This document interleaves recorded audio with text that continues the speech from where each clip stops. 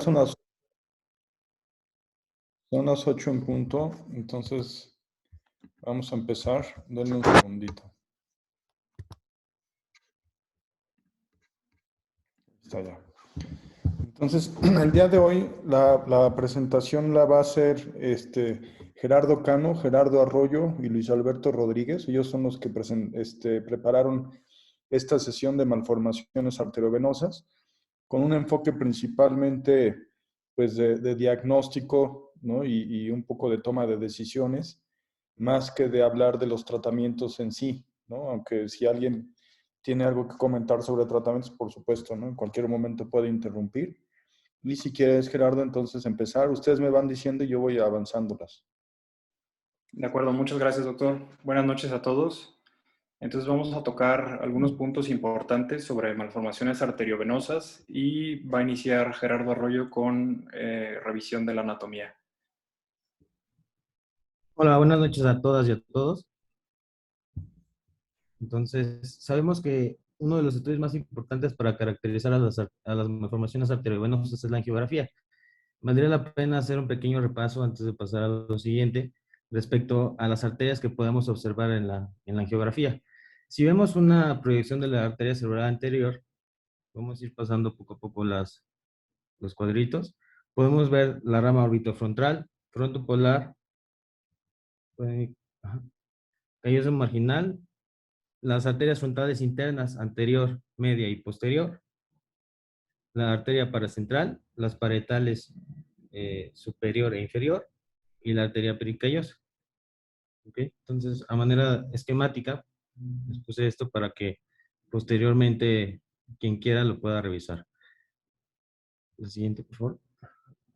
Okay. Creo que se repiten unas. Sí, por algún motivo se repitió. Ahí está. De la arteria cerebral media podemos ver sus 12 ramas corticales fácilmente en una angiografía. Vemos como la orbitofrontal es la primera rama, seguida la prefrontal, la precentral, la rama central, la parietal anterior, la parietal posterior, la temporal media, la angular, la temporoccipital, la temporal posterior, la temporal media, la temporal anterior y la temporopolar. En la circulación posterior podemos observar de la arteria cerebral posterior particularmente distintas ramas como las tálamo-perforantes, las tálamo-geniculadas, las arterias coroideas posteriores mediales y las arterias coroideas posteriores laterales, así como la vena esplénica o la que va hacia el cuerpo calloso, la arteria parietoccipital, la arteria calcarina y algunas arterias temporales que se anastomosan con el sistema de la cerebral anterior y de la cerebral media. También en este mismo eje podríamos observar un poco de la irrigación de la fosa posterior. En este podemos ver la arteria espinal anterior, la arteria en la pica, o cerebelosa posterior inferior, la arteria cerebelosa anterior inferior, las ramas perforantes, continuas, y las distintas ramas de la arteria cerebelosa superior, que básicamente en estas más representativas, como podemos ver, son las ramas lateral y medial y una rama vermiana superior. Un punto importante para poder caracterizar adecuadamente el drenaje de las malformaciones arteriovenosas es justo el drenaje venoso.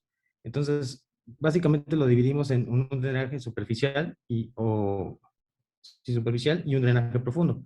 El drenaje superficial, a su vez, se divide en un grupo superior integrado sobre todo por el seno sagital superior, el seno transverso, el sigmoides, y es importante recordar cómo todas las arterias corticales, sobre todo del lóbulo frontal, temporal, parietal, van drenando primero en un ángulo recto y posteriormente se van haciendo más oblicuas en el seno sagital superior. Aquí podemos observar también en esta imagen, en la previa, podemos ver la vena de Trollard, que es una vena que conecta la vena cerebral media superficial con el seno sagital superior. Es un tanto representativa y muchas veces la podemos identificar. Y en la siguiente diapositiva podemos observar el sistema venoso profundo, sobre todo es muy característico para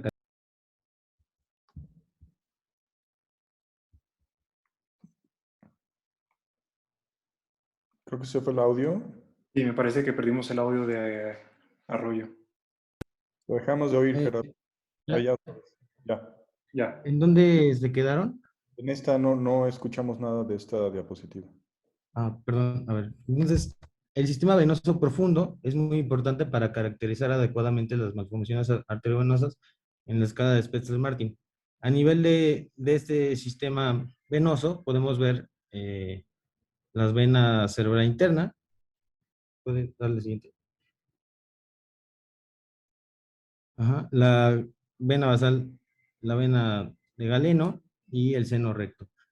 Es importante que para fines prácticos, la fosa infratemporal, el drenaje profundo, o sea, es todo drenaje profundo, a excepción de las venas cerebelosas hemisféricas, ¿ok? Que drenan directamente al seno recto o al seno transverso.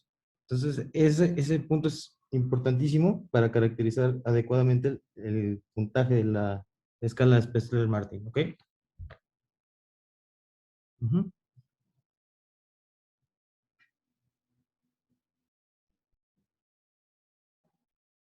¿Se escucha? Sí, Sí. te escuchamos. Bueno, las malformaciones arteriovenosas no son una patología frecuente, aunque en el instituto, bueno, las vemos con cierta frecuencia. La prevalencia estimada está en 18 de 100,000 adultos en Escocia, que es menos del 0.02%, llegando a una prevalencia en Alemania que hasta 0.2% en algunas de las series. Es 10 a 100 veces más rara que los aneurismas cerebrales, como ya nos hemos dado cuenta en el instituto, que realmente por cada 10 aneurismas vemos prácticamente una malformación arteriovenosa. La incidencia anual en las personas pues, es del 0.89 al 1.34 por cada 100,000 personas.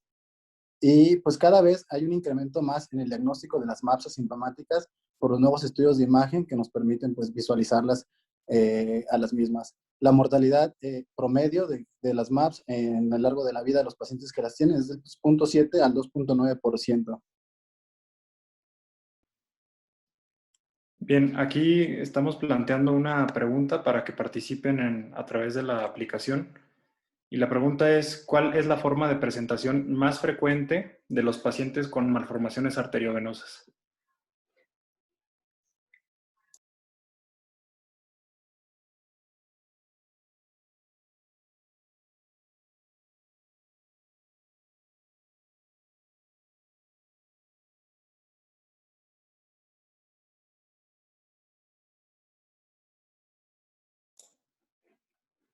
Ok, bueno, pues aquí ya empezamos a ver algunas de sus respuestas y pues ahí parece que ya se quedó. Entonces, pues sí, efectivamente, como contestó la mayoría, la hemorragia es la forma de presentación más frecuente. Aproximadamente la mitad de los pacientes que tienen malformación arteriovenosa debutan en su clínica con una hemorragia.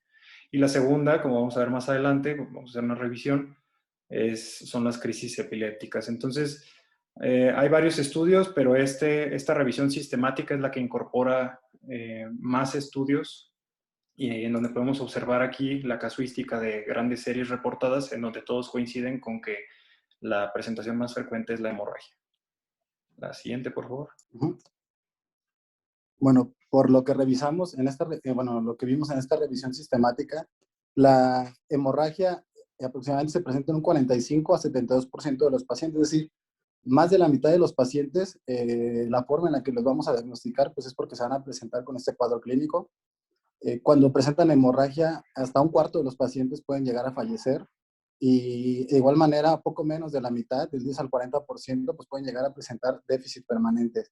Es importante aquí hacer hincapié en cuáles son algunos de los factores que se pudieran asociar al sangrado en las malformaciones arteriovenosas, como que se encuentren en zonas limítrofes, que sean infratentoriales, que tengan aneurismas asociados, la hipertensión arterial, que tengan pocas venas de drenaje, ectasia venosa y arterias alimentadas de alta presión. Todo esto principalmente porque confluye en el aumento de la presión venosa dentro de la malformación arteriovenosa. También se ha visto que las MAPS en las que más se presenta con hemorragias pues son aquellas pequeñas que tienen drenaje profundo y que son MAPS en situaciones profundas dentro del parénquima cerebral. La segunda forma de presentación más común, como ya habíamos visto en la pregunta, es la epilepsia. De un 18 a 35% de los pacientes se pueden presentar así, con una mediana del 26%. El 18% de estos pacientes llegan a presentarse como epilepsias refractarias, por lo cual normalmente pues, en el protocolo de estudio se hacen resonancias magnéticas y es donde logran encontrar las malformaciones arteriovenosas. Con ellos, ¿cuáles son algunos de los factores de riesgo que podemos encontrar para que se presenten en esta forma clínica? Pues que sean malformaciones arteriovenosas grandes, que sean MAPs de localización cortical, sonido o alimentadoras, y que sean MAPs de localización temporal o insular. Otras presentaciones clínicas variadas, pues es el déficit neurológico, que se puede presentar hasta en el 26% de los pacientes. Este sobre todo, se ha mencionado por el fenómeno de robo de la malformación arteriovenosa, un 6 a 14% de cefaleas, que de todos modos sigue siendo pues, un síntoma completamente subjetivo, y del 3 a 10% con cambios hemodinámicos. No sé si Cano quisiera comentarnos un poquito más del fenómeno de robo. Sí, aquí hay varias cosas que se han descrito a lo largo de los años. Había una teoría pues, muy aceptada y que ya prácticamente todos nosotros conocemos, que es el fenómeno de robo, en donde prácticamente lo que sucede es que por la desviación de la sangre arterial hacia zonas de menor resistencia, hay una disminución del flujo en el parénquima adyacente a la malformación arteriovenosa. Esto, pues bueno, ya está muy debatido últimamente. Se han hecho estudios en donde también se ha demostrado que el flujo alrededor de la malformación arteriovenosa no necesariamente está comprometido, pero bueno, es parte de la fisiopatología o de las teorías que se tienen hasta el momento, y hay algunos patrones que nos permiten identificar, dependiendo del flujo de la malformación arteriovenosa, qué tipo de fenómeno de robo hay. Entonces, hay algunos robos que son funcionales y son aquellos pacientes que se presentan con crisis convulsivas, y hay otros fenómenos que se denominan como de robo isquémico, en donde hay un mayor robo del flujo del tejido adyacente, y estos pacientes son los que presentan algún déficit neurológico.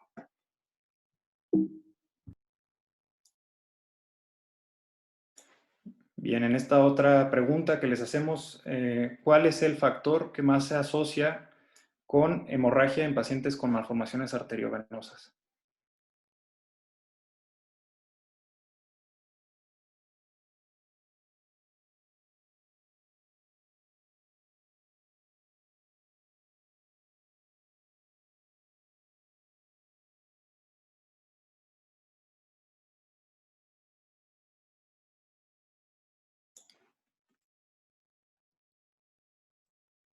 Ok, prácticamente ya la mayoría contestó, y sí, efectivamente la ruptura previa es el factor que tiene mucho mayor peso en el riesgo del resangrado, y como se ha reportado también en ya muchos estudios de la fisiopatología y la historia natural de las malformaciones arteriovenosas, está demostrado que aquellos pacientes que ya tuvieron una presentación clínica con hemorragia tienen una probabilidad mucho mayor que aquellos que tienen una malformación arteriovenosa incidental de presentar otra vez un sangrado. Y aquí ponemos nada más para repasar otros tipos de factores de riesgo que también aumentan la probabilidad de sangrado, pero obviamente, como ya comentamos, pues es más importante o tiene mayor peso el sangrado previo, como es el tamaño de la malformación arteriovenosa. Esto también está muy discutido. Inicialmente se creía o se pensaba que las malformaciones arteriovenosas pequeñas eran las que más sangraban, y como podemos ver aquí, reportan las malformaciones arteriovenosas grandes también como un factor de riesgo para presentar sangrado. Las localizaciones profundas y infratentoriales, como ya había comentado Arroyo, el drenaje profundo y los aneurismas asociados. En algunos estudios se ha reportado también que el embarazo se puede asociar a una mayor tasa de ruptura. Y las intervenciones, esto vamos a hablar un poco más adelante, sobre todo la radiocirugía y los procedimientos de embolización. ¿Puedes regresar tantito, Cano? Aquí en el embarazo, una de las cosas que me llamó la atención mientras investigué para esto, está muy debatido. Aquí ponen un odds ratio muy alto, de 8 prácticamente, y lo que recomienda, por ejemplo, el Humans dice que hay que continuar con el embarazo normoevolutivo. Está descrito por algunos autores que el riesgo de hemorragia de las malformaciones arteriovenosas en embarazadas va incrementando conforme pasa el tiempo del embarazo, sobre todo segundo y tercer trimestre, pero no hay un mayor riesgo de sangrado supuestamente durante el parto. Entonces, a veces nos llegan pacientes embarazadas con patología intracraneal y hay que tomar en cuenta que sí las vea el ginecólogo, pero no interrumpir el embarazo. Por lo menos no es la indicación en este momento. Y perdón que les interrumpo, una pregunta ahí, por ejemplo, a alguien que quiera contestar, más desde el punto de vista metodológico. ¿Por qué algunos dicen ahí OR, odds ratio, y el otro dice hazard ratio? ¿Alguien sabe?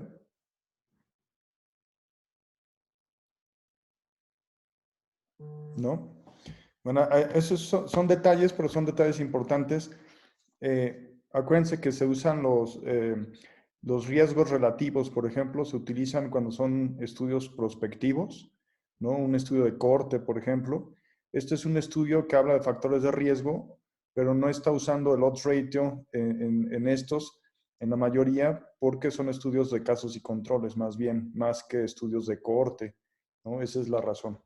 Bueno, adelante.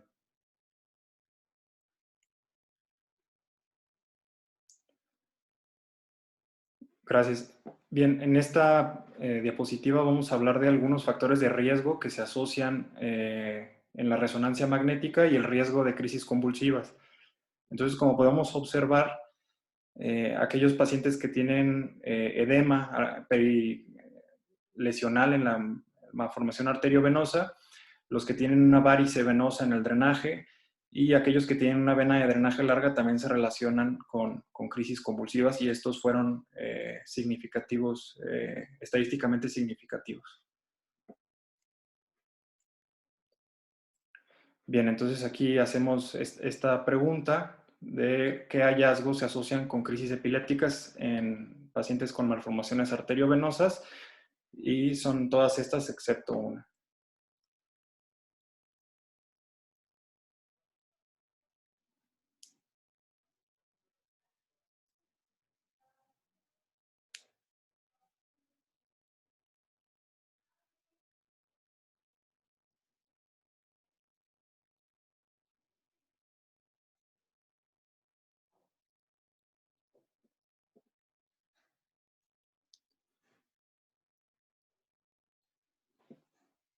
Ok, entonces aquí la respuesta correcta sería una vena de drenaje corta y la explicación es que las malformaciones arteriovenosas que tienen una vena de drenaje más larga comprometen el retorno venoso de una porción parenquimatosa mucho más grande que aquellas que tienen una vena de drenaje corta.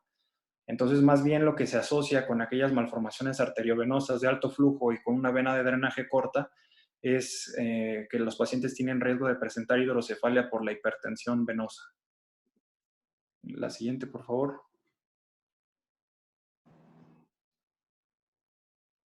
Bueno, hablando de los estudios de neuroimagen, la tomografía contrastada en el contexto de las malformaciones arteriovenosas es un estudio que principalmente, bueno, lo utilizaremos en urgencias para descartar hemorragia.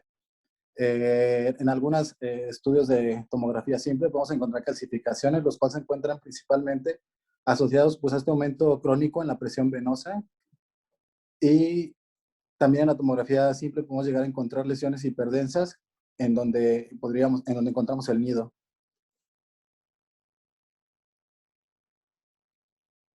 La angiotomografía pues, sería el complemento de la tomografía simple. Igual normalmente es un estudio que utilizamos en urgencias porque tiene las ventajas de que provee pues, una resolución especial. Es un estudio rápido de hacer y comparado con la angiografía diagnóstica, pues es un estudio de mínima invasión. Al igual conlleva riesgos como la radiación ionizante y el medio de contraste, pero tiene una sensibilidad del 84 al 100% y una especificidad del 77 al 100%. Es un estudio importante ya que en pacientes que encontramos con EBC hemorrágico, pacientes jóvenes que no tienen otros factores de riesgo, pues es importante caracterizar si no hay una lesión vascular de inicio, porque en algunas series incluso se menciona que un EBC hemorrágico en pacientes jóvenes puede llegar a deberse por una malformación arteriovenosa hasta en un 30% de todos los casos. La resonancia magnética es un estudio un poco más especializado en este contexto, en la parte del estudio de las MAPS, normalmente como parte de los protocolos para ser consensados e iniciar un manejo, es donde se realiza. Vamos a encontrar la pérdida de la señal en las secuencias de T1 y T2, En la resonancia magnética también podemos encontrar las aferencias y eferencias de la malformación arteriovenosa. Es un estudio que nos permite medir el nido, ya que normalmente son estudios volumétricos, las resonancias magnéticas, así como nos permite también tener una relación del tejido del parénquima subyacente y sobre todo de las regiones anatómicas que pudieran estar en contacto con la malformación arteriovenosa. Otra ventaja es que en algunas de sus secuencias especiales, como el eco gradiente, podemos ver los anillos de hemosiderina en malformaciones arteriovenosas que han tenido sangrados previos.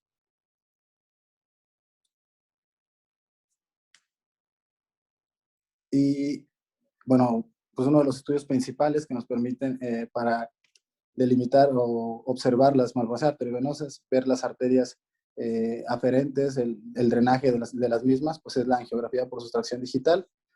Si hay alguien, bueno, vi que están conectados algunos compañeros de terapia endovascular, me gustaría ver si pudieran ayudarnos, comentarnos esta angiografía y las generalidades de la angiografía por sustracción digital. ¿No existe ahí algún R1 o R2 de TEN?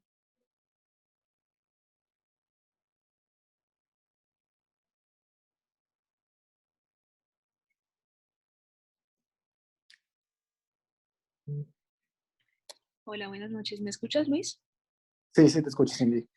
Bueno, la geografía con sustracción digital, lo que estás mostrando ahí es en la primera imagen una proyección anteroposterior del eje carotídeo del lado derecho. Y digamos en términos muy generales, lo que hay que definir es si existe algún tipo de malformación vascular, ya sea en la fase arterial temprana. Hay otros autores que marcan una fase arterial precoz o lo que conocemos como temprana versus tardía. Y después de eso vemos la fase capilar, que es la que ustedes ven allí en lo que está marcando Luis. Posteriormente vamos a la fase venosa, que hay una fase venosa temprana, síguela, que es esta, donde vemos el drenaje venoso superficial, y posteriormente la fase venosa tardía, en donde ya vemos todo lo que es el drenaje venoso hacia los senos durales. Siempre en angiografía por sustracción digital es esencial y fundamental desplegar los vasos. La cantidad de bucles que tienen los vasos nos puede confundir con diferentes diagnósticos y en malformaciones arteriovenosas para evaluar la angioarquitectura es esencial ver las diferentes proyecciones.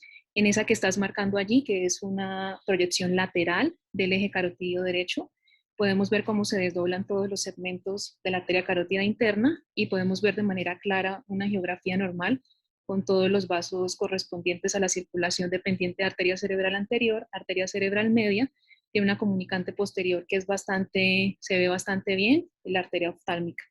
En este caso, igual, marcamos una fase arterial temprana, una fase arterial tardía, una fase capilar, ahí vas en fase capilar, continúala. Vemos en fase capilar cómo se marca todo el parénquimo, posteriormente una fase venosa temprana donde vemos todo lo que son las venas superficiales, y en la fase venosa tardía todo lo que es el drenaje venoso profundo.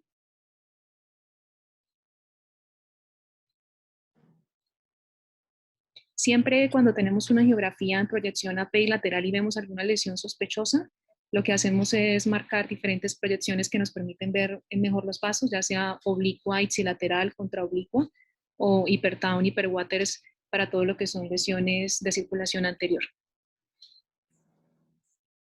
Muchas gracias, Cindy. Ok, entonces ya tenemos un paciente con una malformación arteriovenosa. ¿Ahora qué vamos a hacer? Desde el 86, lo que hizo Spetzler con Martin fue proponer esta escala en la que lo que buscaron fueron predecir el riesgo de morbo y mortalidad en los pacientes que se iban a someter a procedimientos, o que se sometieron más bien a procedimientos quirúrgicos para el tratamiento de las malformaciones arteriovenosas. Vamos a pasar a la siguiente. Lo que evalúa esta escala, primero es el tamaño. Entonces, en una resonancia magnética o en la angiografía podemos medir el tamaño de la malformación y le vamos dando un puntaje. Las menores a 3 centímetros tienen un punto, de 3 a 6,2, y las más grandes, de 6 centímetros, tienen 3 puntos. ¿Ok? También hay que ver la localización de la malformación con respecto a la elocuencia cerebral. Si son corticales y se encuentran en un área sensitiva motora, en el área del lenguaje, tanto Broca como Wernicke, en la corteza visual o más profundas, como en el hipotálamo, el tálamo, la cápsula interna, el tallo, los núcleos cerebelosos profundos o los pedúnculos cerebelosos, se consideran elocuentes. Todo lo demás, para fines de esta escala, es no elocuente, aunque sabemos que básicamente todo el cerebro es elocuente, como lo hemos visto en otras sesiones. Y el drenaje, como lo comenté al principio, es importante distinguir la vena de drenaje o las venas de drenaje hacia dónde van. Si todo el drenaje de la malformación va hacia el sistema superficial, se considera que solo es superficial y no se le da puntaje, mientras si alguna de las ramas va hacia el drenaje profundo, se le da un punto. ¿Ok? Como lo recalqué al principio, solo las venas hemisféricas cerebrales, cerebelosas, que dan directamente al seno recto o al transverso, las podemos considerar de drenaje superficial en la fosa infratentorial. ¿Ok? Entonces, esta es la escala como tal, un poco más resumida, para que la tengamos siempre en mente. Y la siguiente, por favor. Los resultados que ellos obtuvieron, perdón. ¿Puede darle clic, doctor, por favor? Un clic. Ajá. Como vemos, los grados 1 a 3 prácticamente no tuvieron ningún déficit. Obviamente el grado 1 no tuvo ningún déficit. El grado 2 tuvo solo un paciente con déficit. Y el grado 3, muy pocos pacientes con déficit. Entonces, la que sigue, por favor. Vemos como para fines de esta escala, los grados 4 y 5 sí tuvieron más déficit. Entonces, ellos recomendaban con esta escala el tratamiento quirúrgico, sobre todo para los grados 1, 2 y 3. ¿Ok? Siguiente. Posteriormente, ya fue, me parece que fue en el 2008, sacaron esta escala suplementaria del Lawton-Young. Esta no sustituye en ningún momento a la escala previa, más bien se suma, ¿ok? La podemos hacer individual o sumar a la Spetzler-Martin, y también lo que valoraron ellos fue la edad del paciente, dándole puntos a partir de los 20, perdón, antes, de los 20 a los 40 años, y más de los 40 años. La presentación, si fue hemorrágica o no, también le da puntos. Y el patrón del nido. Si es un nido compacto, no le da tantos puntos, o más bien no le da puntos como si fuese un nido difuso. ¿Ok? Para esta escala, si las sumamos y da menos de 6, el riesgo de un efecto adverso postoperatorio es del 0,24%, y si da más de 6, el riesgo aumenta prácticamente al triple, entre un 39 y 63%. Entonces, es importante para la toma de decisiones, ¿vale? La que sigue. Gracias. Esta otra escala, que es de utilidad, la hicieron conforme a la experiencia que tienen en el barro, también igual que Spetzler-Martin, y la simplifica. Esta engloba en la clase A los grados 1 y 2 de Spetzler-Martin, en clase B las lesiones grado 3 y en clase C las lesiones de grado 4. Y esto corresponde a un tratamiento o una sugerencia de tratamiento distinto. Entonces, lo que ellos recomiendan es que las clase A se traten de manera microquirúrgica, las clase B, como pueden tener un poco de sesgo respecto al puntaje, necesitan una individualización y de un equipo multidisciplinario que establezca las estrategias de tratamiento más adecuadas. Y la clase C, pues a menos de que se presenten con hemorragias de repetición o que tengan algún déficit neurológico importante, se recomiendan tratar de manera conservadora. ¿Ok? Y a lo largo de la historia podemos ver, hay muchas escalas, no solo para tratamiento microquirúrgico, también se han desarrollado otras escalas para establecer o predecir la obliteración de las malformaciones arteriovenosas tratadas con radiocirugía. Una de las más usadas puede ser esta de Pollock-Flickinger. En el 2002 hicieron o desarrollaron este modelo matemático que predice la obliteración. Y posteriormente, en el 2008, tomando como base esta misma escala, la simplificaron. ¿Okay? Entonces, más o menos tuvieron los mismos resultados, por lo que cualquiera de las dos que utilicemos nos va a predecir bastante bien el resultado. Pero es mucho más sencillo, obviamente, la más nueva, ¿no? No sé si alguien de terapia, más bien de radiocirugía, nos quiera hablar un poco de alguna escala o qué es lo que ellos utilizan para el tratamiento de estos MAPS.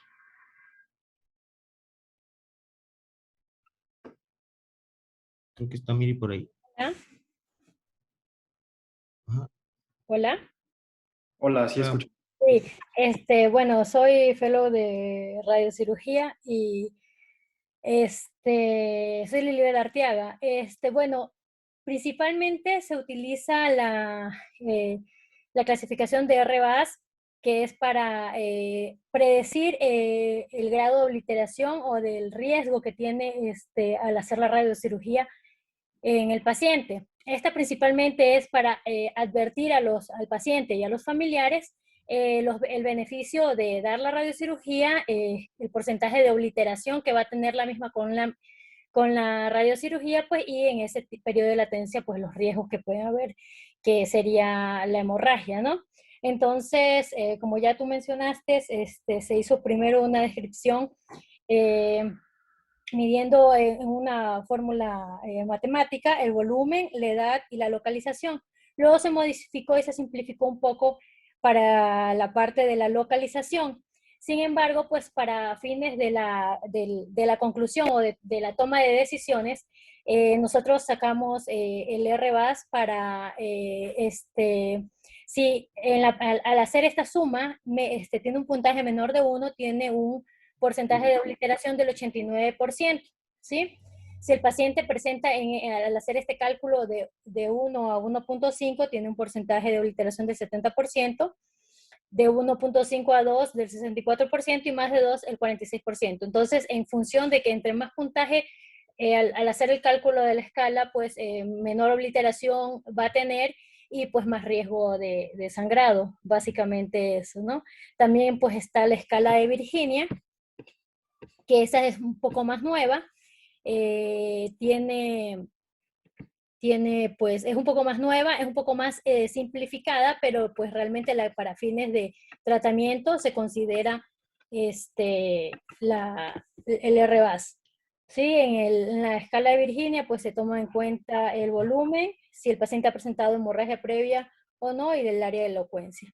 Y de acuerdo pues al puntaje, igual entre menor puntaje, mayor tasa de obliteración tiene la escala de Virginia, pues, y entre más puntajes, menor tasa de obliteración y pues es el riesgo de mayor periodo de latencia. Eso con respecto pues a las clasificaciones que usamos en radiocirugía. Muchas gracias. Bien, aquí incluimos un par de clasificaciones también que se utilizan sobre todo en terapia endovascular y igual si nos pudieran apoyar con lo que ustedes consideran en sus escalas como más importante. Yo creo que aquí lo que hay que aclarar sobre todo para los R1 y R2 es que cada clasificación, ya sea la quirúrgica, la de terapia endovascular o la de radiocirugía, contempla ciertas cosas que son importantes para determinar el manejo con esa terapia en específico. Entonces, por ejemplo, ya vimos que la de Spetzler-Martin contempla ciertas cosas que son de riesgo quirúrgico y para el desenlace, y las de terapia endovascular pues también incluyen otros factores que quizás para las quirúrgicas no son tan importantes. Entonces, si alguien nos pudiera apoyar con eso, por favor. Sí, sobre todo si alguien de endovascular pues conoce alguna otra clasificación, ¿no?, que deberíamos de tener en cuenta. ¿Me escuchan? Sí, se escucha. Sí, se escucha. Bueno, la clasificación que utilizamos con más frecuencia y que conocemos y manejamos también en las presentaciones que hacemos de las sesiones colegiadas de malformaciones arteriovenosas es la escala de Búfalo. La escala de Búfalo es una escala que nace como una propuesta de los terapistas endovasculares en darle más importancia a las características anatómicas que pueden hacer más difícil o más fácil un procedimiento de embolización a través de vía endovascular. Esta escala fundamentalmente se basa en 3 puntos, que es o caracteriza lo que les estoy mencionando previamente. El primer punto de ellos es lo que son el número de pedículos arteriales, entonces le da 1 punto si tiene 1 o 2 pedículos arteriales, 2 puntos si tiene 3 o 4, y le da 3 puntos si tiene 5 o más pedículos. ¿Por qué el número de pedículos es importante? Porque en definitiva esto va a hacer que el tiempo de procedimiento sea más largo y que además de eso cada pedículo tiene un riesgo asociado, como todos los riesgos de cateterizar o microcateterizar un vaso arterial intracraneal. El segundo punto que marca la escala de Búfalo es el diámetro de los pedículos, y esto también va en correlación con lo que les mencioné previamente.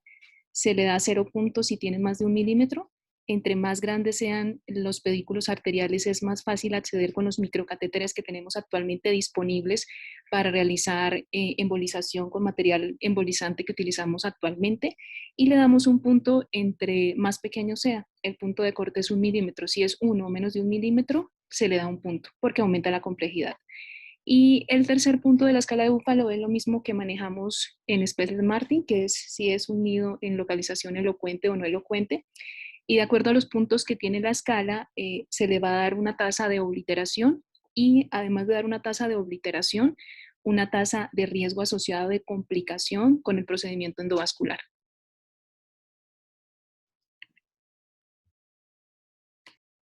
Muchas gracias, Cindy.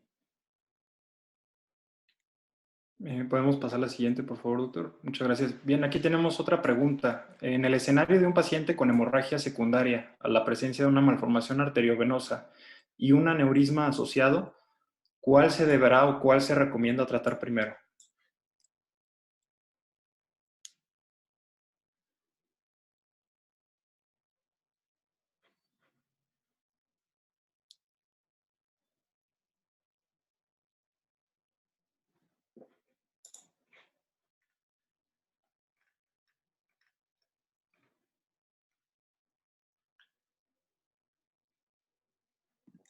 En esta pregunta probablemente falte un poquito a lo mejor de información, ¿no? En este escenario de una hemorragia, pues habría que ver si es una hemorragia subaracnoidea o es una hemorragia intraparenquimatosa, ¿no? Como para tratar de inferir qué es lo que sangró, ¿no? Eso yo creo que ayudaría a tomar decisiones, ¿no? Pero adelante. Claro. Gracias, doctor. A ver, por ejemplo, Marcos Sangrador, ¿tú qué opinas? ¿Qué crees que debe de tratarse primero? Hola, buenas noches. Pues idealmente deberían tratarse ambas lesiones, dependiendo de cuál es el tratamiento que se le va a dar, ¿no? O sea, si es accesible por tratamiento quirúrgico, pues ya estando ahí adentro de la lesión, idealmente se deben tratar ambas, pero si se considera un tratamiento endovascular, pues si es también factible hacerlo, bueno, idealmente, si es factible por cualquier método que se haga, tratar las dos de una vez. Y si fuera, por ejemplo, un aneurisma de hiperflujo, ¿sería lo mismo? O alguien de endovascular que quiera comentar. Porque hay clasificaciones, ¿no? Incluso alguien que quiera comentar clasificaciones de los tipos de aneurisma asociados a las malformaciones, ¿no? Sí, Entonces, pues existe la clasificación de McCormick, ¿no?, que se publicó en 1992, que va del 1 al 5, y depende de si está distal o proximal la arteria que nutre a la malformación arteriovenosa. No, va de 1 al 4, perdón. 1 al 4 me confundí. Y eso también va a dictaminar pues el manejo que se le va a dar a este tipo de lesiones. Sí, más que nada es ahí, me imagino que lo comenta, doctor, porque hay autores que dicen que cuando se ocluye el nido, cuando se trata la malformación arteriovenosa, a veces involucionan los aneurismas, que son sobre todo los asociados a hiperflujo. Y nada más para comentar, podemos pasar a la siguiente, por favor.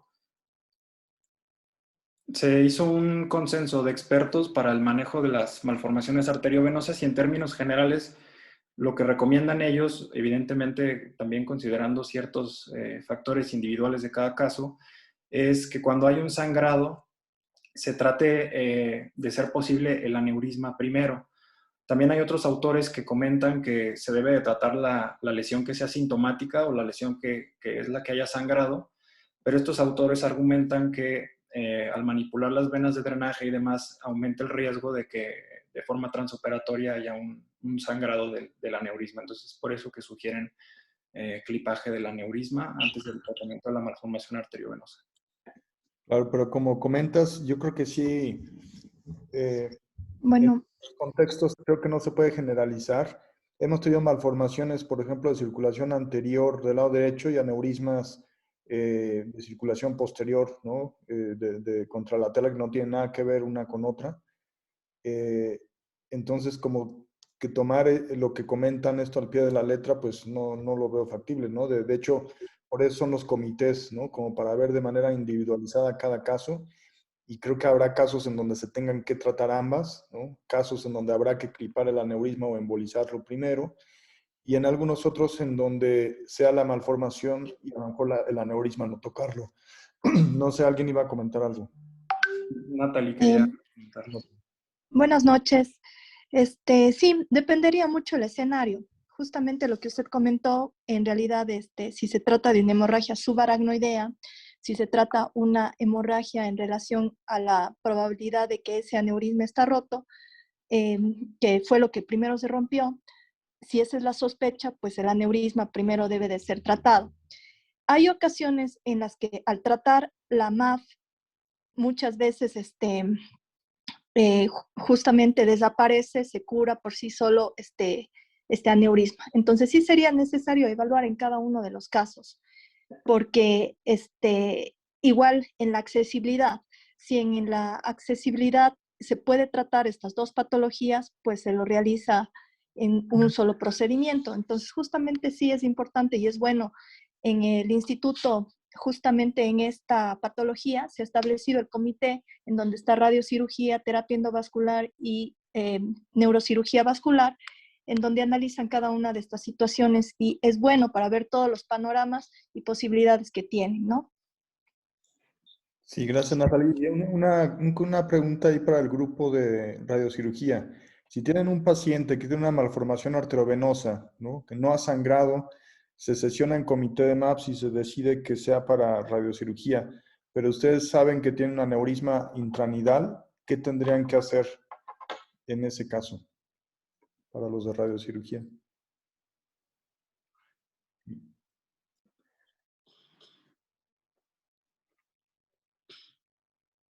Lilibet, ¿o quién más está por ahí? O alguien más que no sea radiocirugía. Una malformación arteriovenosa con un aneurisma intranidal y lo van a radiar.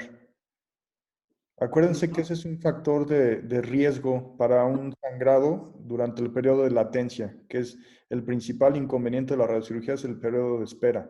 Y si tiene un aneurisma intranidal, debe ser tratado con protección del domo por parte de terapia endovascular. Es una de las indicaciones más importantes del tratamiento conjunto entre endovascular y radiocirugía. No podríamos nosotros radiar o no deberíamos de radiar un nido que tiene un aneurisma intranidal y protegerlo antes. Adelante. Doctor Moreno, ¿puedo Sí. adjuntar algo?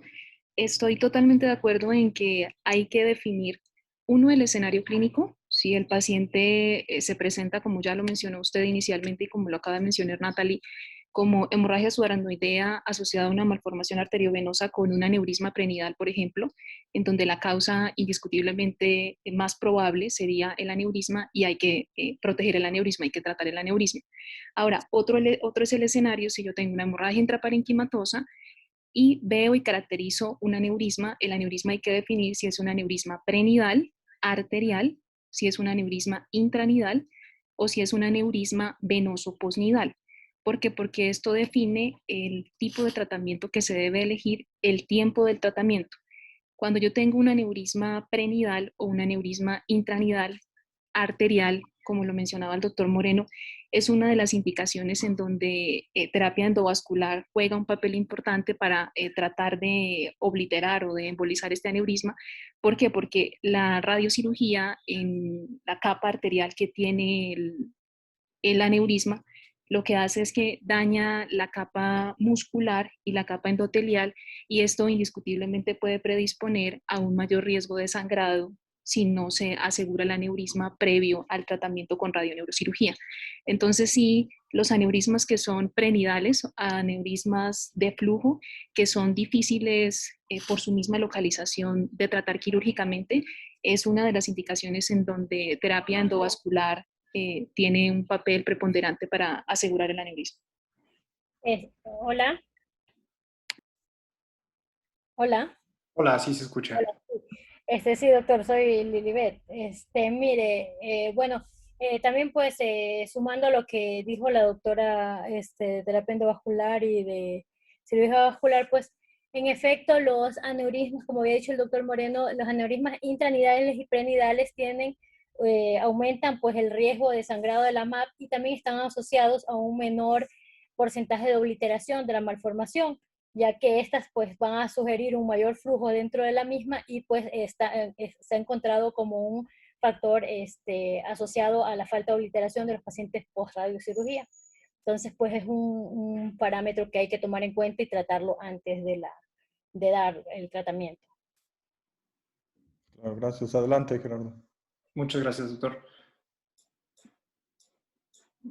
¿Podemos pasar a la siguiente, por favor?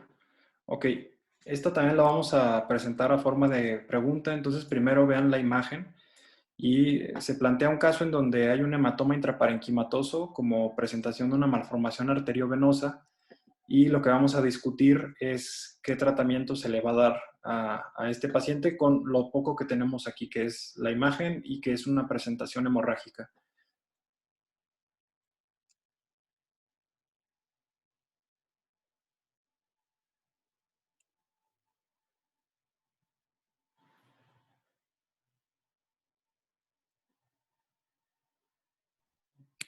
Cano, ¿tenemos alguna información, aunque sea burda, del estado clínico del paciente? Sí, es un caso en donde el paciente llega con un deterioro neurológico, suponiendo que llega con un síndrome de cráneo hipertensivo, vamos a decir un Glasgow de 8 puntos, que amerita manejo de la vía aérea, y hacemos una tomografía y encontramos esto.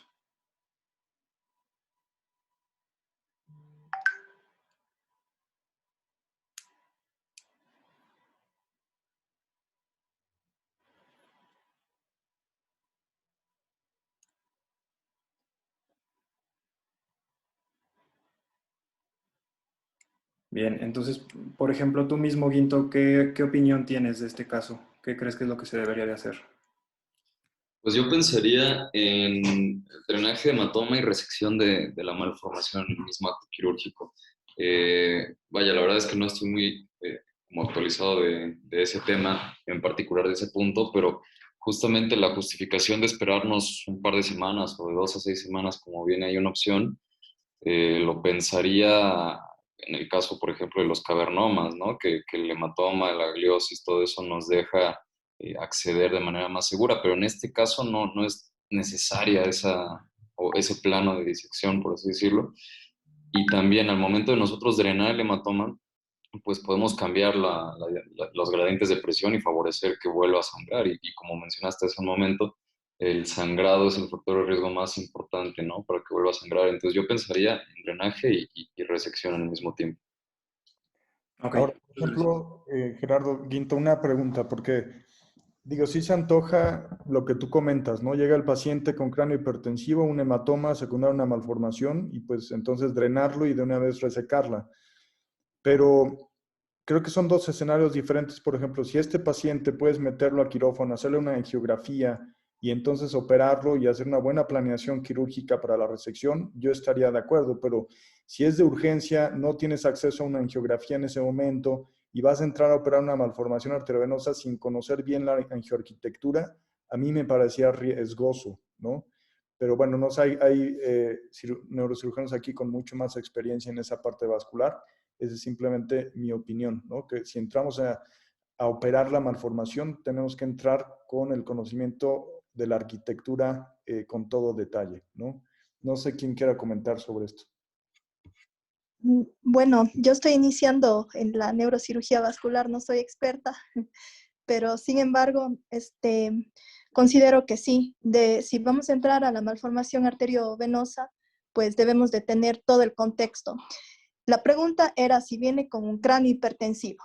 Si viene con un cráneo hipertensivo y pues está con cambios pupilares, etcétera, yo creo que el manejo sería hacerle la craniectomía y drenar el hematoma un poco y también definir bien, porque en estos pacientes también muchas veces vienen con hidrocefalia y también ese puede ser la causa de nuestro deterioro. Y si vamos a entrar ya a la malformación, pues debería de ser con la evaluación total de angiografía para encontrar bien, para saber dónde están los drenajes venosos y también los arteriales y pues poder orientarnos dentro de la cirugía. Este sería mi comentario. Gracias, Natalie. Creo que Leo quiere hablar. Sí, doctor, buenas noches.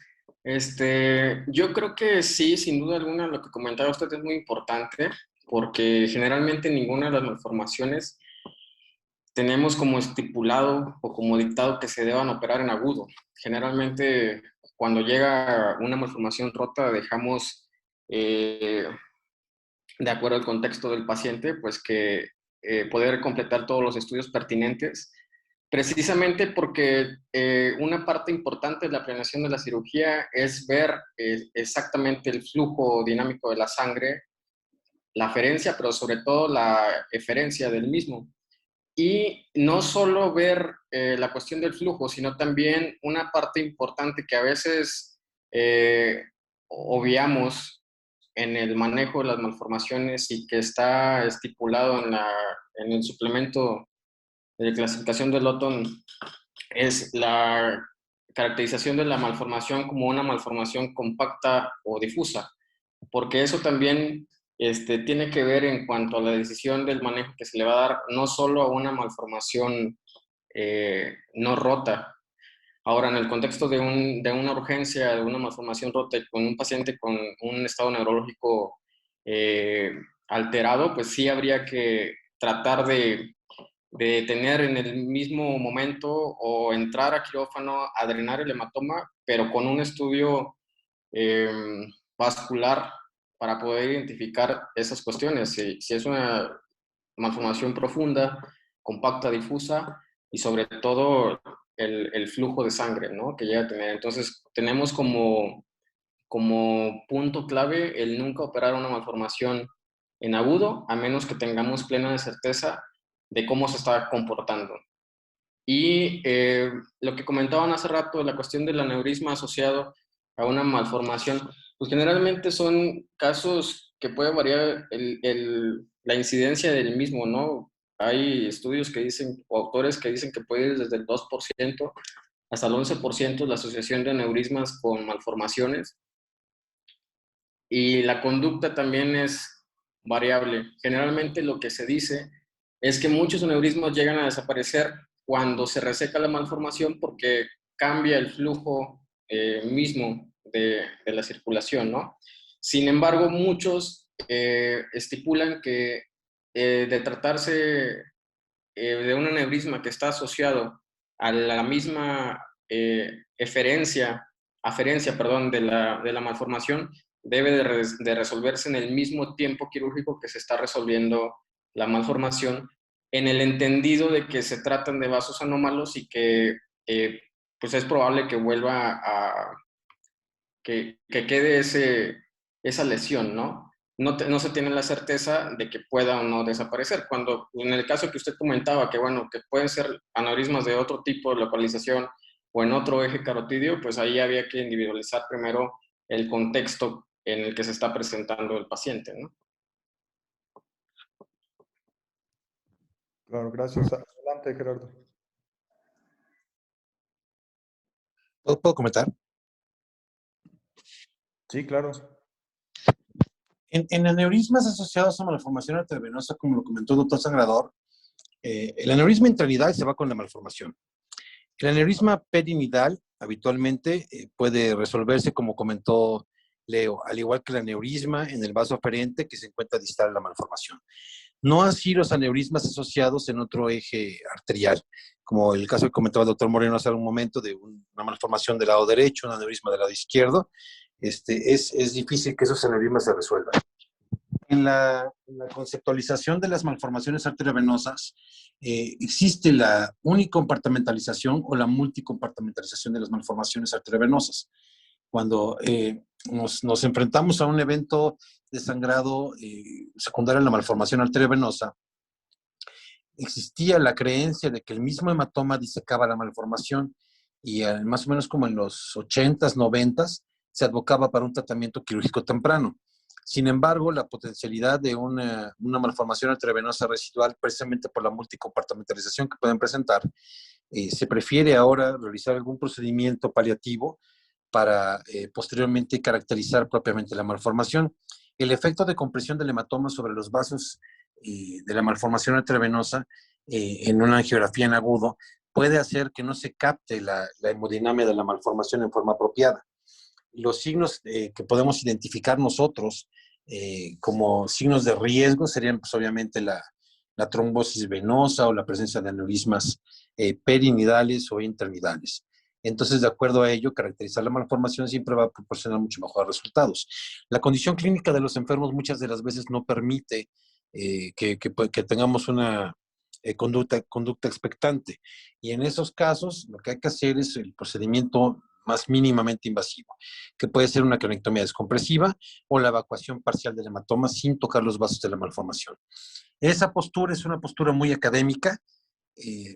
Los neurocirujanos viejos tienden a hacer el tratamiento en agudo, entre comillas, bajo la falsa creencia de que la malformación ha sido disecada por el hematoma, y la conducta más apropiada es precisamente tipificarla con una angiografía en condiciones lo más normales posibles, ¿no? Muchas gracias, doctor. Y un comentario, muchas gracias. En pacientes, por ejemplo, que tienen malformaciones arteriovenosas y que tienen un hematoma y que van a ser tratados con radiocirugía, porque no es una contraindicación formal, es una contraindicación relativa para radiocirugía. Pero imagínense una malformación a lo mejor de la zona de núcleos grises centrales, pequeña, profunda y que sangra, con un hematoma pues también relativamente pequeño, como son muchos de pacientes con malformaciones arteriovenosas. Antes se mencionaba que no se podía radiar a un paciente, por lo que comentaba el doctor Gómez Amador, en donde a lo mejor la angiografía o el efecto compresivo del hematoma pues no permite caracterizar bien el nido que vamos a radiar.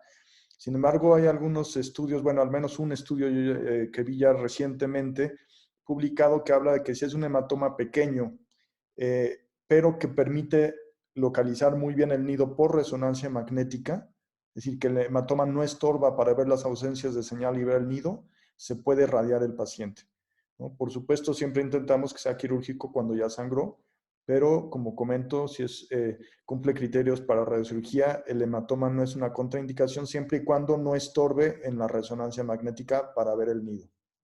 Gracias. Muchas gracias, doctor. Me parece que tenemos tiempo ya nada más para... bueno, aquí ponemos como referencia el guía del manejo que publicó la AJA para las malformaciones arteriovenosas, en donde ellos sugieren que aquellos que sangran deberán de ser tratados para drenaje de hematomas si es que hay un deterioro neurológico, y solamente aquellas malformaciones que son superficiales y pequeñas, o sea, que son accesibles, pueden ser resecadas en el mismo drenaje del hematoma, pero las demás, que son más grandes o profundas, deberán de esperar un periodo de 2 a 6 semanas para caracterizarlas mejor. Y bien, ya nada más para ver este último caso, es un caso de un paciente que debuta con un tercer nervio craneal del nervio derecho, un tercer nervio craneal derecho, y se realiza esta angiografía, esta resonancia, y vemos esta imagen. Entonces, también se va a responder cuál es el manejo que propondrían. Se las dejo un ratito ahí para que la vean. Y estas son las opciones. Si quieren que me regrese, me avisan.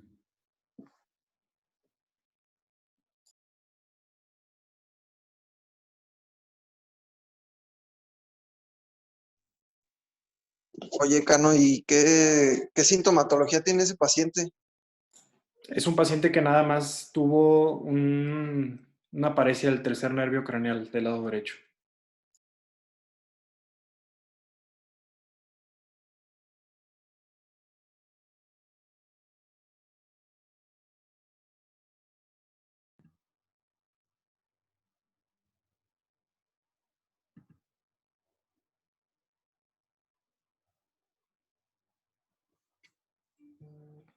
Perdón, ¿no ha sangrado? No sangró, doctor.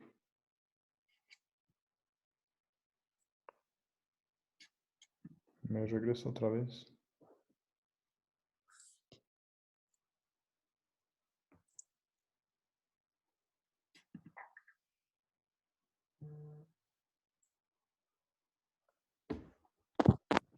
alguien está pensando.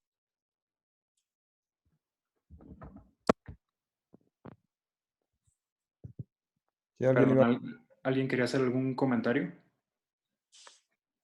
¿quién la opera?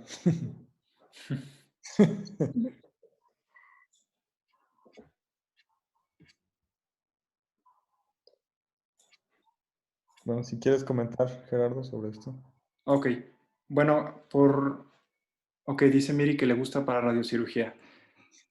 Bueno, sí, pues yo creo que es un caso clásico como el que se comenta con indicaciones de radiocirugía, en donde pues prácticamente el consenso es que aquellas que son profundas y pequeñas deberán de ser tratadas con radiocirugía.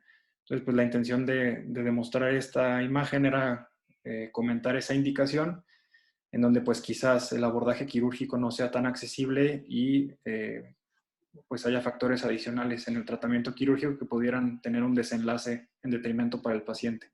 Entonces, no sé si alguien más quisiera hacer algún comentario de este caso.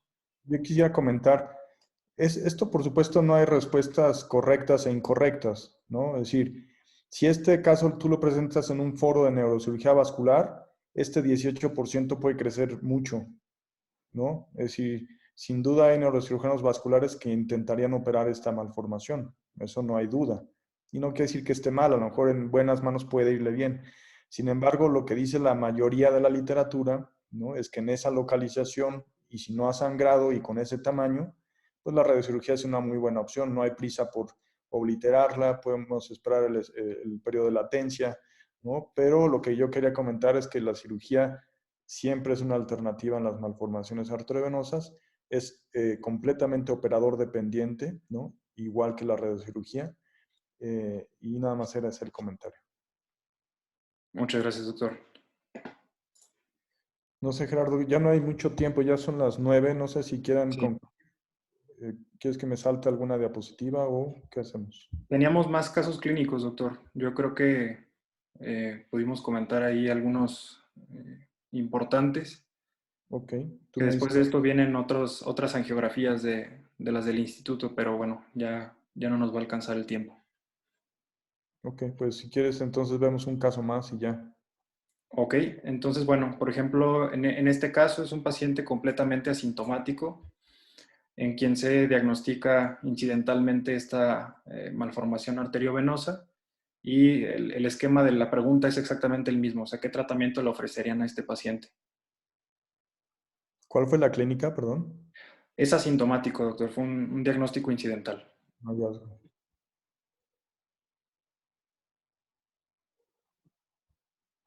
¿Y qué edad tiene? Era un paciente joven. Sí.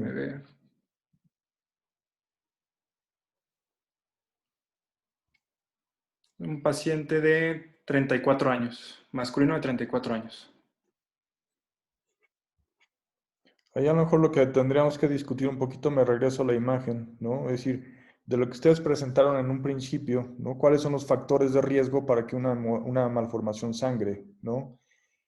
Hay clasificaciones, hay muchas clasificaciones, la gran mayoría son poco útiles para intentar predecir el riesgo de sangrado de un paciente con una malformación a lo largo de su vida. No sé si alguien quiera comentar cuáles son esos factores. De hecho, los comentaste tú, Gerardo, al principio. Pero alguien que quiera comentar, porque bueno, me regreso aquí, ¿no? La mayoría está poniendo tratamiento conservador y otros están poniendo cirugía. Aquí valdría la pena, pues, siempre que analizamos una malformación hay que tener resonancia y angiografía, ¿no? Los dos, porque son estudios complementarios, ¿no? No suple uno al otro. Entonces, aquí a lo mejor haría falta una resonancia también para tener un poquito más de detalle de la localización anatómica. Pero bueno, no sé, alguien que quiera comentar. Bueno, si el paciente es más joven, tiene mayor probabilidad de que en algún momento de su vida se rompa, ¿no? Si esta malformación arteriovenosa ya ha tenido un sangrado previo, tiene un riesgo mayor de que de que vuelva a resangrar nuevamente, ¿no? Si se trata de una MAP difusa, también puede influir un poco en ello. Si es un paciente joven, debería de considerarse, yo creo, la posibilidad de tratamiento quirúrgico. Ahora, ¿quién puede decirnos si esta es difusa o es compacta? Porque a veces eso queda muy claro, ¿no? A los que tienen una malformación compacta les va mejor independientemente del tratamiento, pero a veces lo que cuesta trabajo, y hay artículos que hablan digamos, tratar de definir lo que es compacto y lo que es difuso, y muchas veces la concordancia interobservador no es tan alta, ¿no? Entonces, alguien que quiera comentar sobre este estudio, que lo mismo, habría que ver a lo mejor una dinámica, ¿no? Una angiografía completa para tener más información, pero con esto, ¿quién diría que es compacta y quién diría que es difusa? Doctor Moreno, sí, en definitiva, es ideal tener las imágenes dinámicas, pero la definición que utiliza, por ejemplo, el doctor Lotton para hablar de un nido plexiforme o compacto versus un nido difuso, es si existe parénquima cerebral intranidal y si uno en la geografía puede marcar de manera clara los límites periféricos de ese nido. Aquí, por ejemplo, en estas imágenes que nos están mostrando en las proyecciones AP y lateral, que es donde está la flecha, es un poco en la parte inferior o en la parte más ventral. Es difícil, ahí donde está mostrando el doctor Moreno, es difícil marcar con claridad un nido de manera compacta. Me parece que es más un nido que está disperso. Y indiscutiblemente la literatura marca el impacto como predictor independiente que tiene en el tratamiento, tanto endovascular como en las otras modalidades de tratamiento, el que sea un nido compacto o difuso. Para nosotros es un poco más complejo porque implica más pedículos arteriales y sí tenemos, en el caso que estaban preguntando en la modalidad de tratamiento, si tratar o no tratar y qué modalidad de tratamiento, aquí es importante definir una cosa y es un tema que también se discute mucho en los foros de terapia endovascular, y cuál es el riesgo de un paciente de que sangre con las características que estamos viendo en la angiografía. Entonces es esencial, como nos decía el doctor Moreno, uno, definir cuál es el riesgo de sangrado en un paciente que está con una malformación arteriovenosa que nunca ha sangrado. Unos autores de terapia endovascular y dentro de lo que está en el estudio Aruba marcan como 1, otros 3 al 5% por año del riesgo de sangrado de una malformación arteriovenosa no rota, que eso hay que complementarlo con las escalas. Para eso están las escalas, para poder definir si el riesgo de sangrado es mayor al riesgo que tiene el tratamiento, ya sea con cualquier tipo de las modalidades que tenemos actualmente. Yo diría que es un nido difuso.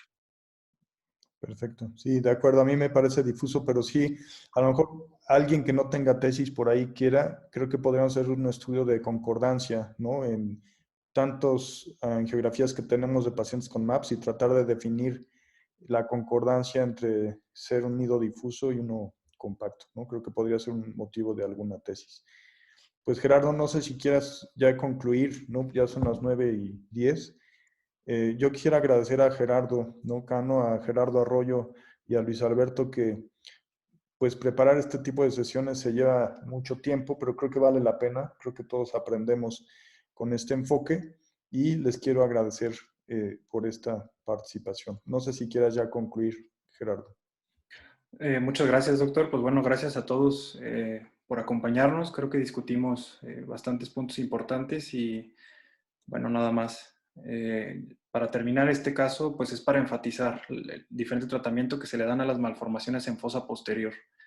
Está reportado que la clasificación de Sperling-Martin es muy mala para predecir el riesgo quirúrgico en fosa posterior, sobre todo porque casi todos estos pacientes tienen un drenaje pues profundo por la anatomía y además el tamaño de las malformaciones arteriovenosas difícilmente nos va a dar una malformación arteriovenosa con un grado 5 de Sperling-Martin en fosa posterior, ¿no? Entonces, en muchos artículos ya se ha demostrado que más allá del grado 2 se pueden operar en fosa posterior y tienen buenos resultados. Pues nada más.